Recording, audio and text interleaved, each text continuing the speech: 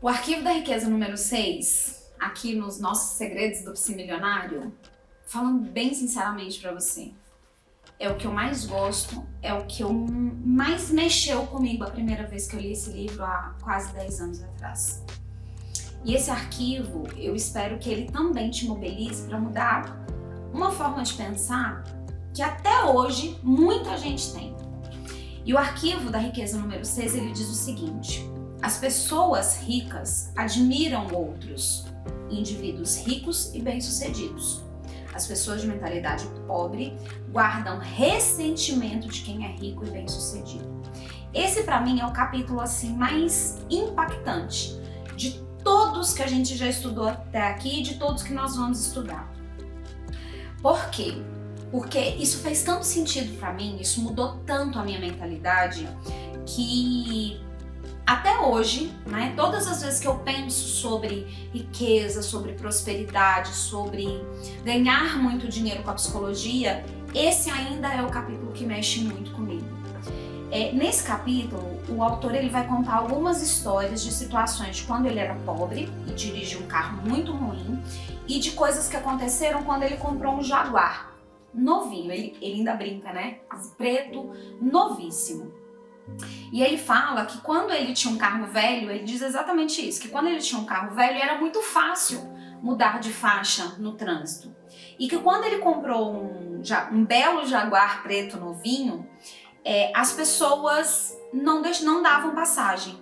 E aí ele teve uma experiência que ele foi distribuir cestas de Natal num bairro, né, menos favorecido, e ele estava com esse Jaguar, um teto solar aberto, e 4 rapazes se aproximaram e começaram a brincar com o carro dele como se fosse fazendo do teto solar dele uma cesta de basquete, jogando latas, lixo, e passaram por ele e gritaram assim: rico filho da mãe.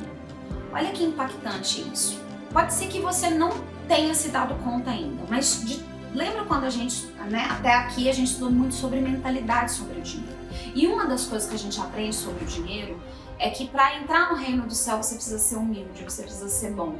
E que o rico não entra no reino do céu. Então nós fomos ensinados que ou o rico é bandido, trapaceiro, faz coisa errada, que o dinheiro, ganhar muito dinheiro é quase que ilícito. E esse capítulo vem falar exatamente sobre isso. E aí, mais adiante aqui, ele vai falar que quando ele começou a prosperar, começou a ter coisas boas, ele sentia a energia negativa. E que era muito difícil para ele conciliar isso dentro da cabeça dele. Então agora que eu tenho dinheiro, eu sou uma pessoa ruim, sendo que para eu ter dinheiro eu trabalhei muito, eu tive muitas ideias, eu tive muitos fracassos. E só quem chega no topo com dignidade, com honestidade, e é a grande maioria, tá, gente? Não é a minoria que enriquece de maneira lícita, é a grande maioria. E a gente não tem essa concepção. A gente pensa que rico só é rico porque fez alguma coisa errada, e isso não é verdade. E essa energia, né, esses fluidos, ele fala que ele sentia esse fluido indo para dentro dele. E ele começou a perceber isso. E muitas das vezes a gente vai se auto-sabotar para não enriquecer, exatamente porque a gente não quer sentir essa energia negativa. E aí tem uma outra coisa que a gente também vê na programação neurolinguística, que é o seguinte: o princípio de dissonância. Quando você quer uma coisa que você considera como errada, você vai se afastar dela. Então o seu cérebro ele não vai trabalhar para você ter uma coisa que você não acha legal. Então, se você não abençoa a riqueza, as pessoas ricas, se você não olha para as pessoas ricas e prósperas com bons olhos, abençoando-as, como é que você vai conseguir ter isso? Você olha para um psicólogo muito bem sucedido, porque a gente começa a criar desculpas mentais. Eu falo isso porque eu também já passei por isso. Mas é porque o pai é rico, porque alguém ajudou. A gente nunca dá mérito para aquele colega, para aquela pessoa bem-sucedida, ou para aquela pessoa de outra profissão, de outra área. Hoje mesmo a gente vê os coaches, os players do mercado digital, e muitas das vezes o nosso colega do lado que está sendo bem-sucedido, que está fazendo um bom trabalho nas redes sociais, que está ganhando um pouquinho mais do que nós, o que nós primeiramente pensamos? Agora, vamos lá. Seja muito, mas muito honesto com você. Quando você vê alguém tendo sucesso em algo, principalmente na sua área, você o abençoa ou você cria desculpas do tipo, será que ele fez? Deve estar fazendo coisa boa, não deve estar pagando os impostos, não deve estar isso, não deve estar aquilo. Eu vou dizer para você que eu já fui essa pessoa. Eu já pensei assim. Eu já olhei para várias situações na minha vida e amaldiçoei. Porque é um filho da mãe, deve ter feito coisa errada. Eu fui essa pessoa até eu ler esse capítulo. E como eu já disse para vocês, eu leio esse livro uma vez por ano. E nesse ano eu tô lendo aqui com vocês. E uma das coisas que eu aprendi era que nessa época eu andava de ônibus. E quando eu tava lendo esse livro, eu ainda andava de ônibus. E aí, um dia eu tava dentro do ônibus, passou um carro muito foda, perto, assim, do lado do ônibus, e eu tava na janela e olhei. E o primeiro pensamento foi, e a gente tem esse pensamento, tá? Não adianta mentir pra mim não, que eu sei que você também já teve em algum momento da sua vida. Você olha assim e fala, esse babaca, esse idiota, já quer cortar só porque tá com esse carrão aí.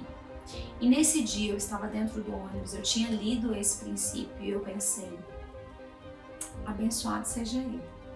Ele tem o direito de estar ali, ele conquistou. Então, todo o sucesso que eu desejo para mim, eu primeiro preciso abençoar em quem já o conquistou. Porque se alguém já o conquistou, significa que há um caminho, que há uma trilha e que eu também posso seguir. E aí, no finalzinho aqui já do capítulo, ele fala uma coisa que foi uma das coisas que mais mexeu comigo nesse livro.